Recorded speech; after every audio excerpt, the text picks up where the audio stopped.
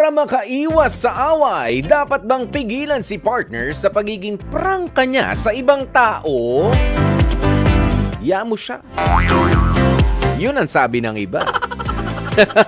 Sabi naman ni Romulo Argonahota, oo, dapat pigilan. Ganyan ang ginagawa ko sa asawa ko, ha? Importante ka ako na kahit paano ang sabihin niya, makinig ka lang.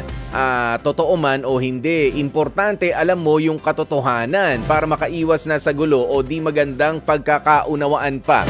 Actually, may mga ganyan pong mga engkwentro tayo minsan sa buhay. Kapag ka nagkakwento si kumpare o isang kaibigan na talagang, alam mo yun, parang they feel strongly about doon sa topic kahit na medyo mali. Hindi nga medyo, mali talaga. Pero yung hindi papatalo. Naku, mahirap makipagtalo sa mga taong tama ang tingin nila doon sa maling sinasabi nila. Mahirap po talaga yan. Kaya tama rin yan, ha? Romulo Argonahota. Ayan, pero kapag kumalma-kalma na, dapat din maitama. Kailangan din mabulungan. Pero yung minsan yung pasigaw o kaya ay yung pabulyaw na estilo ng pagsagot doon sa nagkikwento, meron talaga yung, hindi, away tayo. Pagtatanggol ko tong sinasabi ko kahit malito. Proud ako sa mali ko, charot.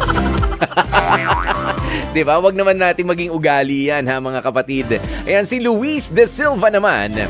Para sa akin, yes, kailangan pigilin. Lalo na kapag mainit na usapin at baka lalong hindi magkaintindihan o hindi nga maintindihan ng kausap mo. In short, ma-misunderstood ka pa. Depende rin kasi sa pagiging prangka eh. Minsan kasi nakakabuti. Minsan rin nakakasama ito at part ito.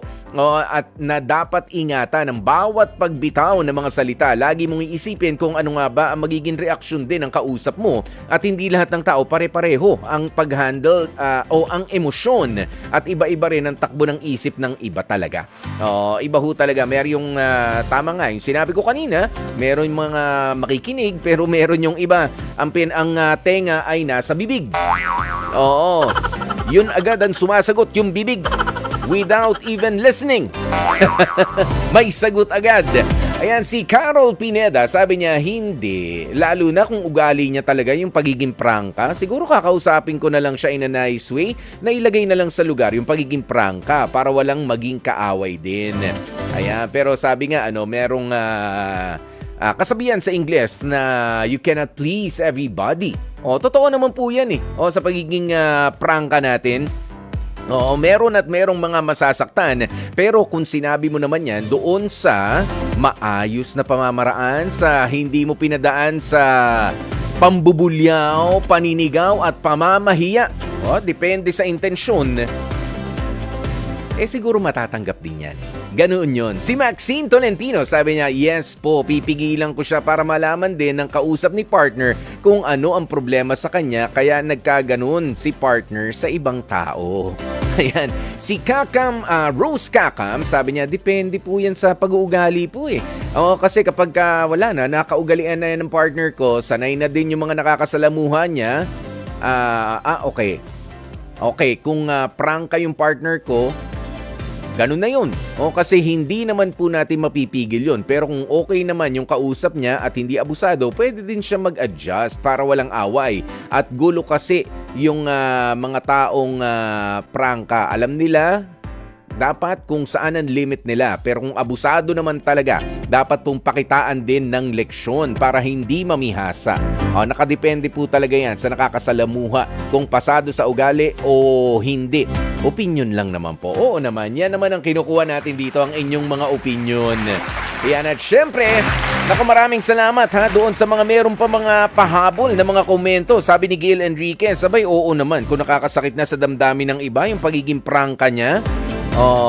Yung iba itatago, ikukubli sa bakit? Nire-real talk ko naman. Bakit? Totoo naman di ba ganun yung mga statement? Yes, totoo nga. Pero would you rather na makasakit ng damdamin ng iba o yung bang maayos mong mailapag sa kanyang harapan ang katotohanan. Ganon tayo dapat lagi mga kapatid.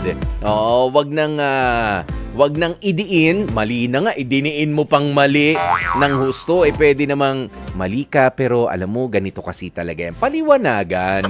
Oo, hindi yung sinabihan lang mali ka at medyo engot ka. Ganoon, paliwanagan ng matuturin. Hindi tayo better sa ibang mga tao kung alam natin yung katotohanan na sinasabi natin. Okay?